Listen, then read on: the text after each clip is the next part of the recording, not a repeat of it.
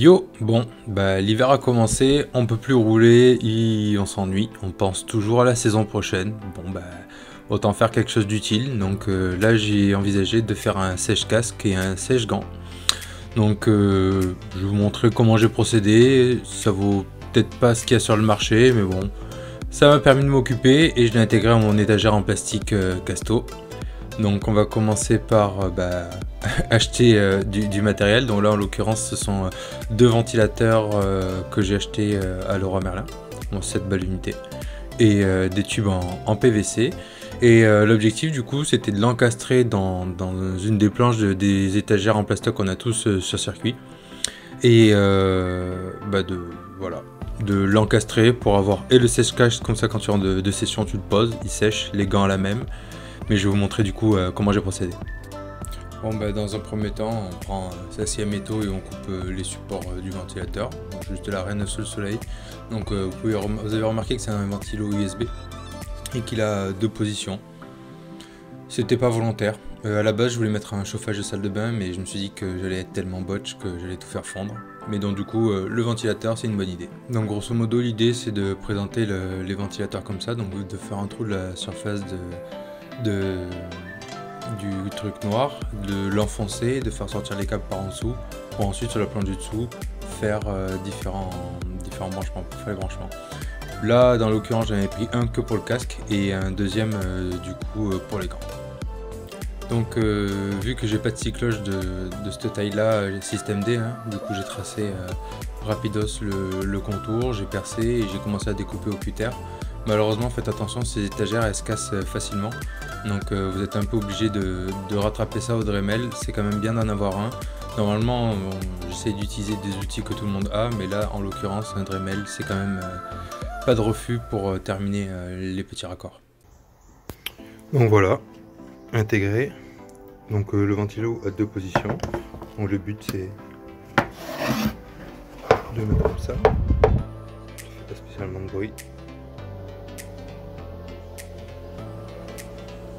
J'essaie de trouver un truc pour vous montrer la puissance.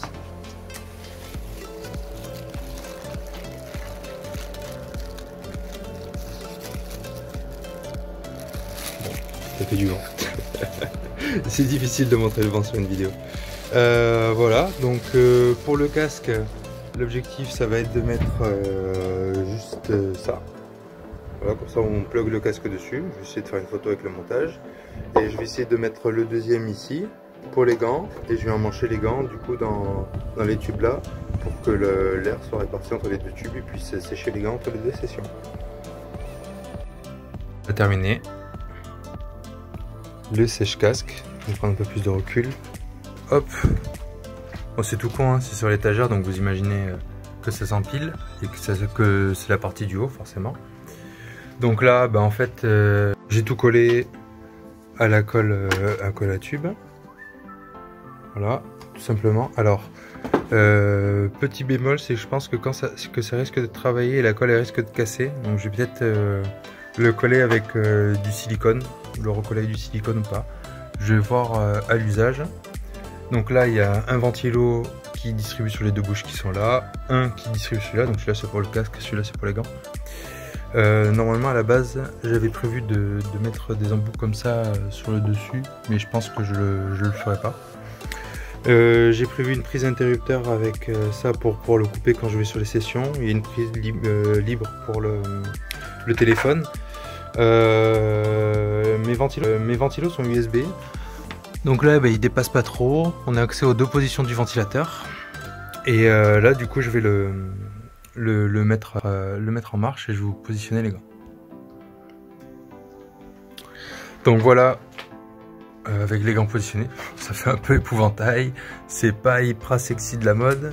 Bon là c'est parce que j'ai la jugulaire du casque qui dépasse, mais bon en gros là je l'ai branché sur la prise en dessous, et puis là j'ai juste à mettre power, et voilà, tout simplement. Bon là en fait le gant il est juste empilé comme ça. Alors c'est difficile, putain, ouais, toujours difficile de montrer la puissance du vent en fait sur le ventilateur, mais enfin, Je rigolerai au montage de la vidéo comme toujours. Mais en gros, moi, ça a le mérite d'avoir un petit flux d'air et de pas laisser tes gants moisir. Bon, en été, ça sèche plutôt vite, mais ça sent rapidement le renfermer. Mais bon, je sais pas, je voulais m'occuper. Alors à la base, je voulais mettre un chauffage, je vais remettre une position globale. Je voulais mettre un chauffage de salle de bain, mais le problème c'est que je me suis dit que vu que j'étais botch, j'allais sans doute brûler des choses. Voilà. Et donc du coup, j'ai plus opté pour des ventilateurs. Voilà. Donc au moins ça a le mérite d'exister. Ça me laisse une prise à dispo sur mon étagère pour brancher un téléphone. Peut-être trouver des secteurs plus petits pour les trucs, faire passer les câbles proprement, mais à la limite, je sais pas, pour le démontage. Faut que je vois pour le rangement, parce que là aujourd'hui c'est rangé dans un sac Ikea.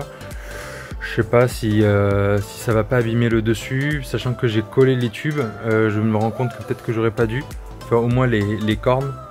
Pour la simple et bonne raison que sur le transport ça va être compliqué, donc peut-être que je les décollerai.